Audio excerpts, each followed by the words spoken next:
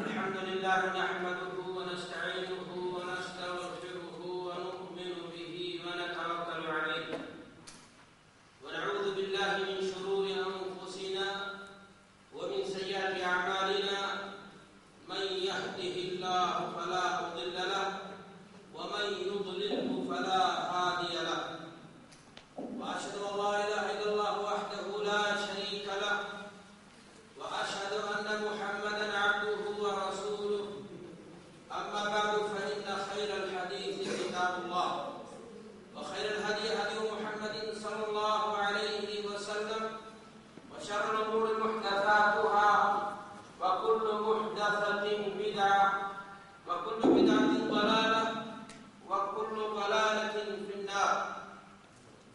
قال الله تعالى في القرآن المجيد: أعوذ بالله من الشيطان الرجيم بسم الله الرحمن الرحيم. محمد رسول الله والذين آمنوا معه أشداء على الكفار رحماء بينهم تراهم ركعا سجدا يبتغون فضلا من الله ورضوانا سيماهم في وجوههم من أثر السجود ذلك مثلهم في التوراة ومثلهم في الإنجيل كزرع أخرج شطأه فآزره فاستغلظ فاستوى على سوقه يعجب الزراع ليغيظ بهم الكفار. وعد الله الذين آمنوا وعملوا الصالحات منهم مغفرة وأجرا عظيما. وقال النبي صلى الله عليه وسلم: الله الله في أصحابي لا تتخذوهم غرضا من بعدي فمن أحبهم فبحبي أحبهم ومن أبغضهم فببغضي أبغضهم ومن آذاهم فقد آذى الله ومن آذى الله فيوشك أن يأخذه. رب اشرح لي صدري ويسر لي أمري واحلل عقدة من لساني يفقهوا قولي. سبحانك لا علم لنا إلا ما علمتنا إنك أنت العليم الحكيم. حضرات علماء کرام، بزرگان محترم، کارکنان اسلامی دعویٰ سینٹر خرچی، معزز سامعین، آج بتاریخ 6 صفر سن 1431 ہجری مطابق 21 جنوری سن 2010 بروز جمعرات رات 8 بجے تقریباً اسلامی دعویٰ سینٹر کی نگرانی میں اس مسجد میں جس موضوع پر خطاب عام سننے کے لیے آپ حاضر ہوئے ہیں وہ موضوع ہے عظمت صحابہ قرآن و سنت کی روشنی میں. یہ موضوع بڑا ہی اہم اور کافی وسیع اور اس موضوع کی اہمیت اس ناطے اور زیادہ بڑھ جاتی ہے کہ ابھی محرم الحرام کا مہینہ گزرا اور اس مہینے کے شروع ہوتے ہی آپ جانتے ہیں ہمارے ملکوں کے اندر مختلف گلی کوچوں میں مختلف چوراہوں پر مجلسوں کا انعقاد کیا جاتا ہے. یہ مجلسیں منعقد کی جاتی ہیں محبت اہل بیت کے دعوے کے طور پر، شہادت امام حسین رضی اللہ تعالی عنہ کی آڑ میں. لیکن سچائی ہے کہ ان مجلسوں میں ان نفوس قدسیہ کو برا بھلا کہا جاتا ہے، ان کے خیالات زبان کام کو دراز کیا جاتا ہے، جن کی سچی خدمات اگر نہ ہوتی تو آج سے زمانے میں ان کے اسلام نہیں پہنچتا.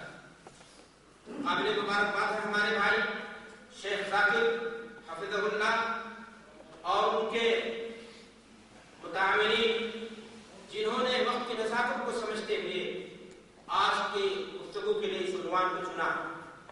اللہ تبارک و تعالیٰ ان کی کوششوں کو قبول فرمائے. ساتھ ہی میں آپ سبھی حضرات کا دل کی گہرائیوں سے شکریہ ادا کرنا چاہتا ہوں. اتنے چھوٹے سے شہر میں اہل توحید کا اجتماع اتنے بڑے پیمانے پر، رات بھی گزر چکی، کام کا دباؤ بوجھ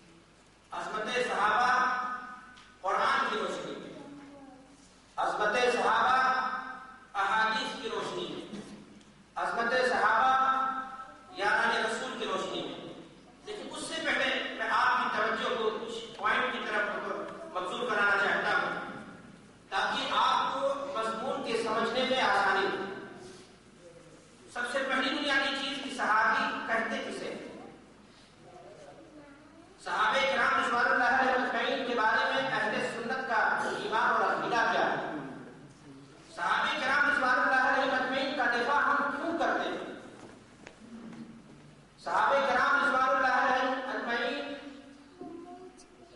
کا دفاع ہم کیوں کرتے ہیں، جیسا کہ میں نے آپ سے کہا، اور ساتھ ہی ساتھ آج کا جو یہ موضوع ہے، اس موضوع کی غرض و غائب کیا ہے؟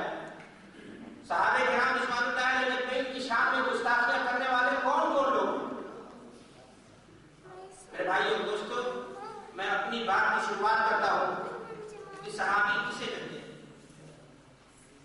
ایمان کی حالت میں اگر کسی انسان نے اللہ کے رسول جناب محمد رسول اللہ صلی اللہ علیہ وسلم سے ملاقات کی اور ایمان کی حالت ہی میں اس کا انتقال ہوا تو اسے صحابی کہا جاتا ہے۔